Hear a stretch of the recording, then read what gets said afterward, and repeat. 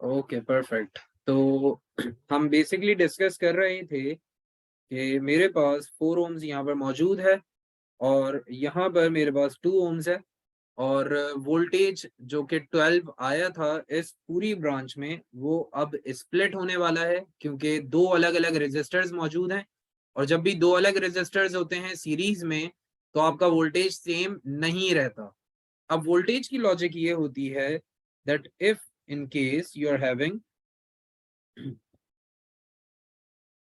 if in case you are having some certain resistor और आप उस रेजिस्टर में से अपना कुछ वोल्टेज पास थ्रू करवाना चाहते हैं, तो आपका वोल्टेज हमेशा एक रेशो बनाता है रेजिस्टेंस के साथ। आपका वोल्टेज हमेशा एक रेशो बनाता है रेजिस्टेंस के साथ। मैं आप लोगों को एक एग्जाम्पल वापस कनेक्ट करके दिखाऊंगा और आप लोगों को ये पॉइंट क्लियर हो जाएगा। अगर आपको याद हो, हमने फैक्टर्स अफेक्टिंग रेजिस्टेंस में एक अंकल की एग्जाम्पल ली थी जो कि काफी गुस्से में आ गए थे और आपने मल्टीपल फैक्टर्स वहां पर कनेक्ट करके समझा था कि किस फैक्टर के हिसाब से अंकल की रेजिस्टेंस ज्यादा रहेगी। उसी लॉजिक को अगर हम यहाँ पर कनेक्ट करें तो रेजिस्टेंस हमने समझा था कि अंकल का गुस्सा है और अब वोल्टेज जो था आपका वो basically was your energy. Voltage क्या है? आपकी एनर्जी है और ओम्स या रेजिस्टेंस अंकल का गुस्सा है। Now the uncle is trying to slap you. अब यहाँ पर अगर आप नोटिस करें तो अंकल का गुस्सा रिलेटिवली ज्यादा है compare to the latter resistor. तो 2 ओम्स में अंकल का गुस्सा कम है और 4 ओम्स में अंकल का गुस्सा ज्यादा है। अब अगर आपको अंकल के सामने से गुजरना है, if you want to pass through this particular uncle, तो आप क्या कोशिश करेंगे? अगर अंकल का गुस्सा ज्यादा है तो आपकी भागने की एनर्जी ज्यादा होगी या कम होगी? Would your energy be greater to run away और would it be lesser? Anyone of you? जी, कोई बता सकता है? If uncle is more angry, would I run with greater energy और lesser energy? Exactly, very good. तो हम greater energy के साथ रन अवे करने की कोशिश करेंगे और पता ये चला कि यहाँ पर जो हमारा वोल्टेज है over here, that would be relatively greater, जबकि मेरा जो छोटा रेजिस्टर है हैविंग लेसर रेजिस्टेंस, वहां पर हमारी एनर्जी रिलेटिवली कम हो जाएगी। तो ये हमें हो गया क्लियर। अब चलते हैं हमारी वोल्टेज की वैल्यू की तरफ। Now the total voltage was 12 and the total resistance was 6 over here. अगर आपको याद हो, आपने रेजिस्टेंस फाइंड की थी 6 ओम्स। तो आप क्या कर सकते हो? आप टोटल वोल्टेज और टोटल रेजिस्टेंस का एक रेशियो बना सकते हो। Like 12 volts is equivalent to 6 ohms and you need to find for 4 ohms। तो आप x रखकर क्रॉस मल्टीप्लाई करेंगे and that would give you your final answer। So I'll just do it over here। It is basically 12 volts for a circuit having a resistance of 6 ohms and my resistor having 4 ohms would have x volts as the voltage। तो अब आपने करना है cross multiply. You need to cross multiply the values and figure out the final answer। So it's 12 times 4 and 6 times x, and that that would land you 48 equals to 6x। आप जब इसको करेंगे simplify, that would be 48 over 6 and that's 8 ohms, in fact 8 volts। तो अगर हम logic के साथ इसको फाइंड करना चाहें तो हम लॉजिक के थ्रू ये जज कर सकते थे कि 4 ओम्स में हमारी वोल्टेज या हमारी एनर्जी ज्यादा होगी। तो हमारी एनर्जी यहाँ पर आप चेक कर सकते हैं 8 वोल्ट्स आ रही है और टोटल आपके पास था 12। 8 is over here, so the remaining of 4 volts would be over here। So if you compare, हमारी रेजिस्टेंस जहां पर ज्यादा है वहां पे वोल्टेज भी ग्रेटर आ रहा है, जबकि रेजिस्टेंस अगर लो है तो हमारा वोल्टेज भी रिलेटिवली कम आ रहा है। So that's the logic of resistance with respect to voltage. और यहां से हम एक और बात समझ सकते हैं कि आपकी रेजिस्टेंस हमेशा डायरेक्टली प्रोपोर्शनल होती है वोल्टेज के साथ। so your resistance would be directly proportional to the voltage. Now this question is done and dusted. तो अब चलेंगे हम next question की तरफ, because it seems like you people are getting the concept, लेकिन अभी भी हम उतना polished नहीं है जितना होना चाहिए था. तो एक दो questions और करेंगे और फिर चलेंगे आगे later concept की तरफ. So we are having another concept जो कि हमारे पास एक क्वेश्चन है पास्ट एग्जाम पेपर्स का, और यहाँ पर मुझे 3 अलग रेजिस्टर्स गिवन है.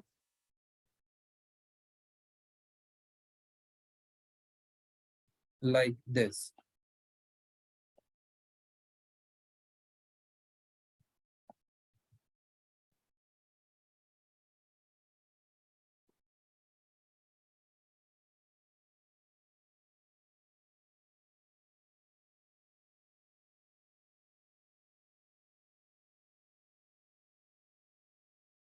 Now I have the first resistor having a reading of 4 ohms, then the second one having 2 ohms, and the third one having 1 ohm. अब एग्जामिनर भाई आपसे ये पूछ रहे हैं कि आपने बताना है यहाँ पर total resistance,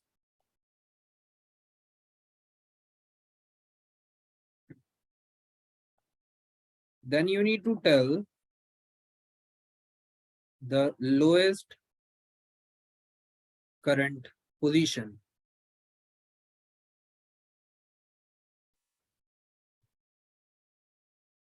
We have 3 different positions over here,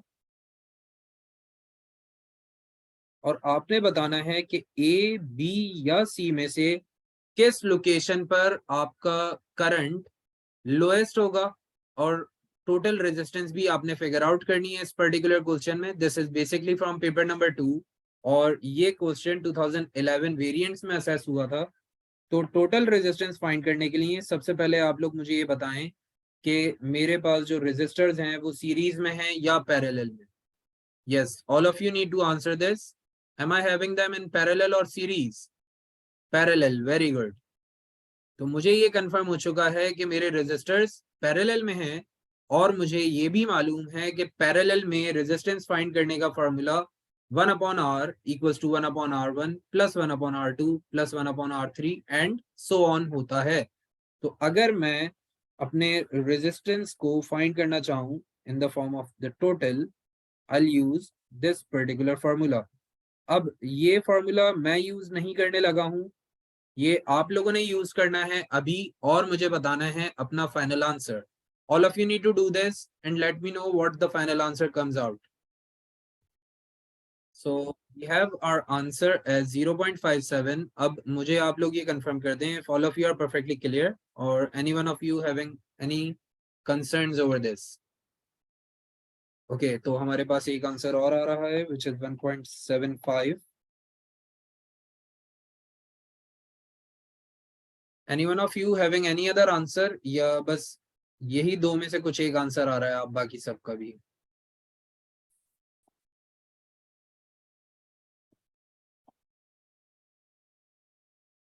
I'll just do this for you people. मैं इसको सॉल्व करके देख लेता हूँ and you people would have a better idea कि आंसर कैसे फाइंड करना है. So first of all we are having 1/R, और फिर आपके पास है 1/4, then you have 1/2 and then you have 1/1. अगर आप में से किसी का आंसर गलत आ रहा है तो ये मेक श्योर कर लीजिएगा that you have reciprocated the values at the very last step.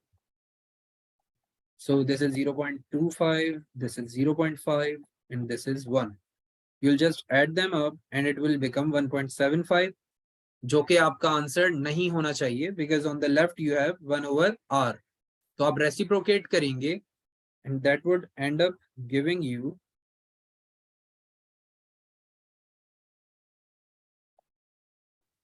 1/R equals to 1.75.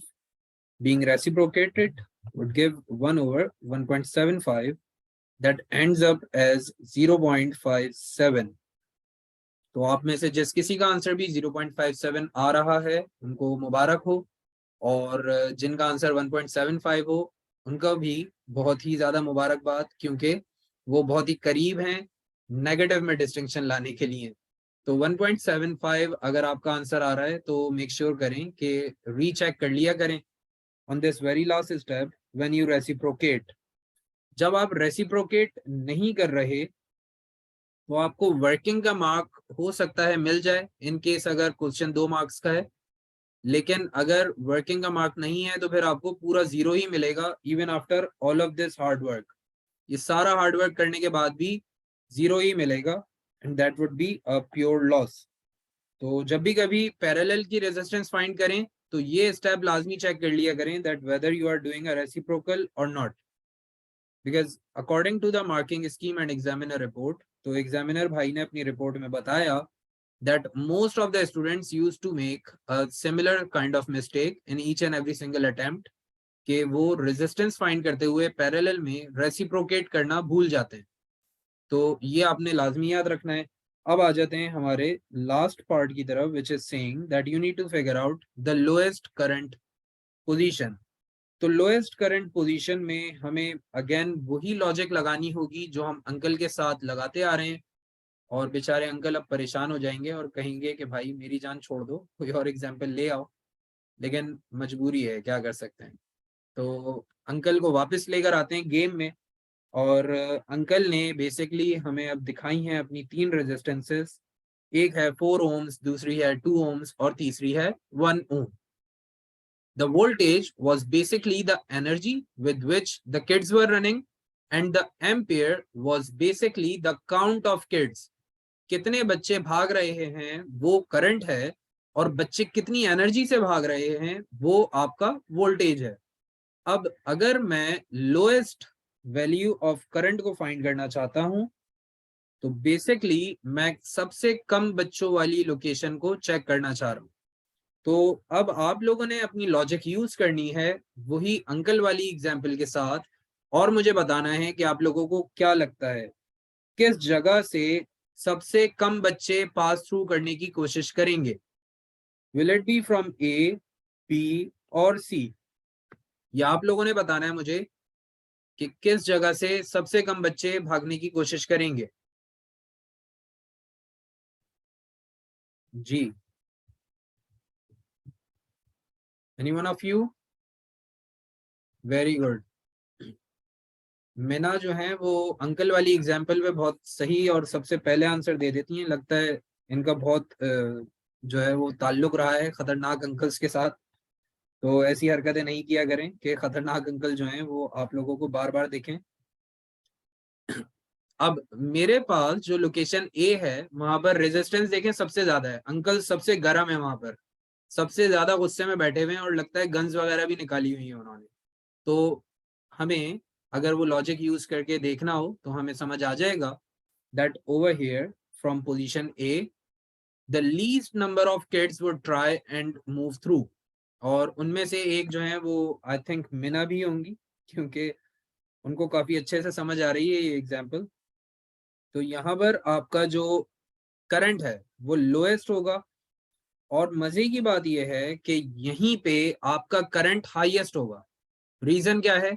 Uncle सबसे ज्यादा गुस्से में है, तो जितने भी बच्चे अगर भागना चाह रहे हैं तो वो अपनी मैक्सिमम इनपुट देंगे, अपनी मैक्सिमम एनर्जी डिलीवर करेंगे यहाँ पर, and they would try and run as fast and as energetically as possible by their body. तो जहां पर आपको लोएस्ट करंट नजर आ रहा है वहीं पे आपका जो वोल्टेज है वो हाईएस्ट होगा। so that would be the highest voltage as well।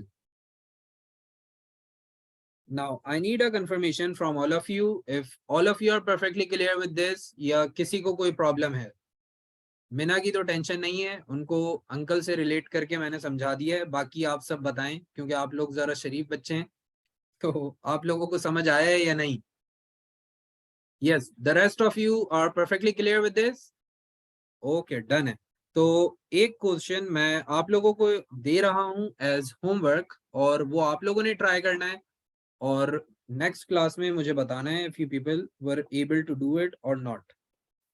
तो हमारे पास एक सर्किट आ गया है दोबारा से, और इस सर्किट में मुझे एक पैरेलल अरेंजमेंट मिला है फॉर 2 सेपरेट रेजिस्टर्स, और ये दोनों रेजिस्टर्स अपनी कुछ रेजिस्टेंस रखे हुए हैं. We have 6 ohms over here and we have 12 ohms over here.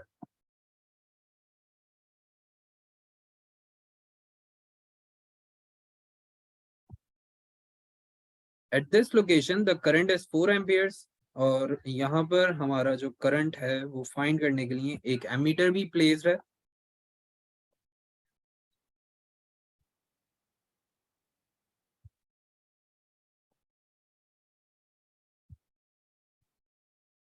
Now the thing over here is कि एग्जामिनर भाई आपसे पूछ रहे हैं what is the current in the ammeter.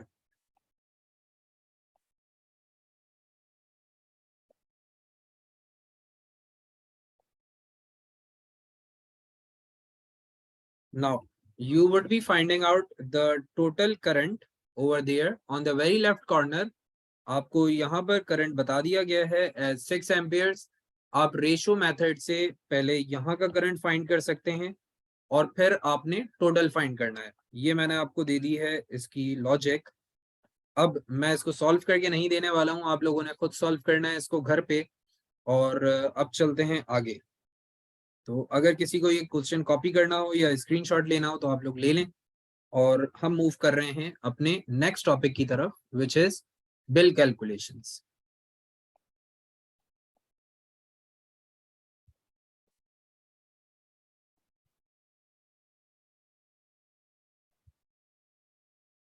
Okay, so all of us come from a household जहां पर कुछ एक बिल आपके पास आता है for the electrical consumption that we make.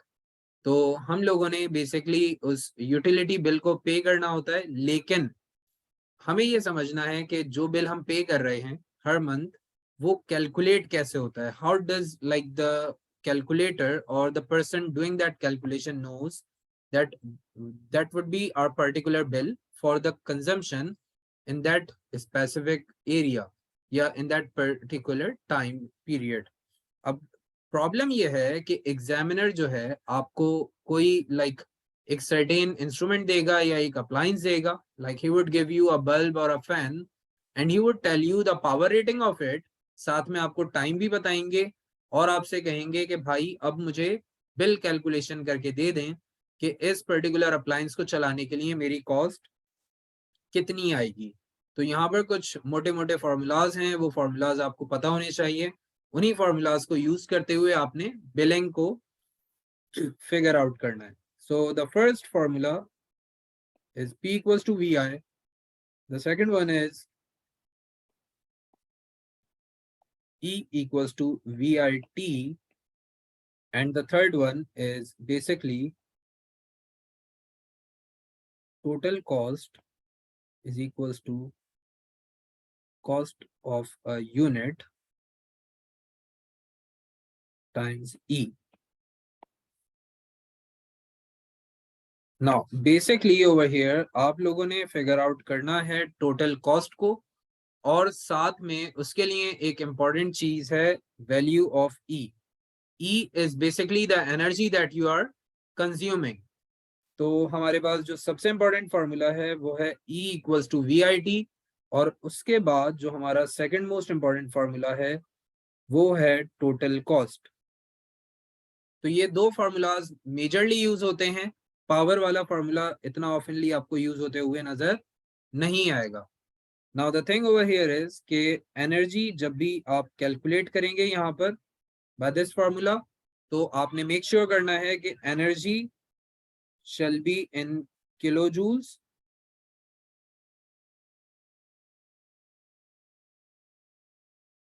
और किलो वॉट आवर. तो हमारी जो एनर्जी है उसके दो स्पेसिफिक यूनिट्स हैं, या तो वो किलो जूल्स में होना चाहिए या फिर किलोवाट आवर में होना चाहिए. तीसरा कोई भी यूनिट आप यूज नहीं कर सकते. अगर आपको एनर्जी जूल्स में नजर आ रही है तो आपने उसको कन्वर्ट करना है किलो जूल्स में, and that is by dividing by 1000.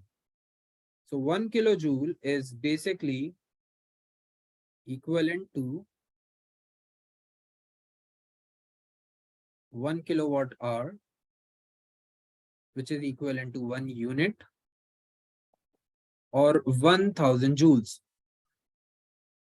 तो ये हमारे पास एक रेशो सेटअप है। Now we are going to try out a question, और इस क्वेश्चन में हमें कहा गया है that we need to find the cost of running a bulb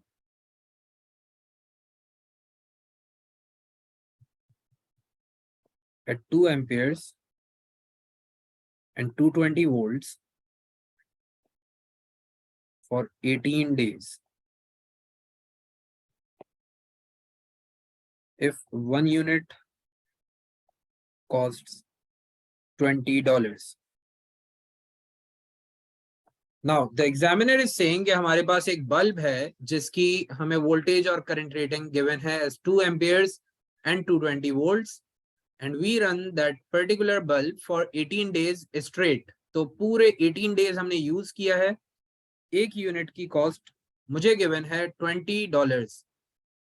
Now what I need to do is I need to first figure out the energy by the formula of VIT.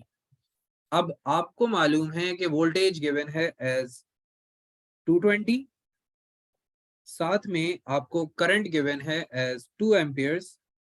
तो आपने यहां से सबसे पहले find करना है power. तो आप या तो E equals to VIT use कर सकते हैं, या फिर आप पहले P equals to VI use करें और पावर फाइंड कर लें। So that's completely your choice, but I would personally recommend कि आप पहले P equals to VI use करें to find the power, which is 440 watts. Now the thing over here is कि हमने पावर पहले क्यों फाइंड किया है? पावर इसलिए फाइंड किया है because with power you could directly convert it into kilowatts. तो आप डिवाइड बाय 1000 करेंगे इसे और ये बन जाएगा 0.44 किलोवाट। अब जब आपने पावर को किलोवाट में कन्वर्ट कर लिया है तो ऑटोमेटिकली आपकी एनर्जी किलो जूल्स में फाइंड हो जाएगी। So that is E is equals to P multiplied by T.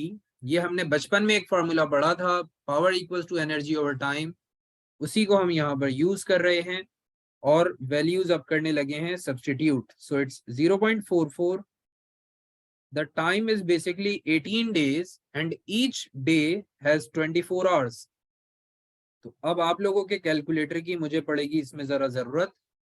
तो आप लोगों ने मुझे बताना है कि एनर्जी कितनी आ रही है यहाँ पर।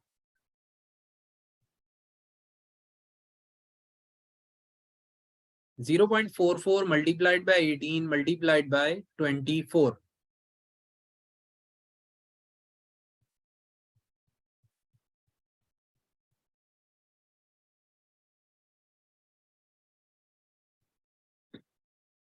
Okay, so it's 190.028. Okay, 190.08. Okay. तो अब मेरे पास जो एनर्जी आई है that is in kilowatts hour. तो इसको आप किलोवाट आवर भी कह सकते हैं या किलो जूल्स भी कह सकते हैं या फिर यूनिट भी कह सकते हैं। Now I need to figure out the total cost, जिसके लिए मुझे यूनिट कॉस्ट गिवन है as $20. So I will be using $20 as the unit cost multiplied by number of units, which is 190.08.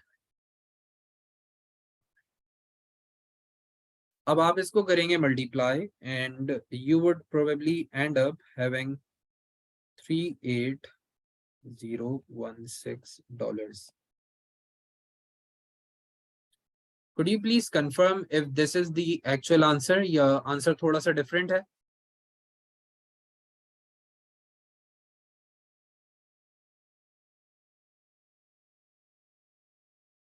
Okay, it's 3801.6. Perfect. तो ये हमारे पास आ गई है total cost for running this particular bulb for 18 straight days at a cost of $20 per unit.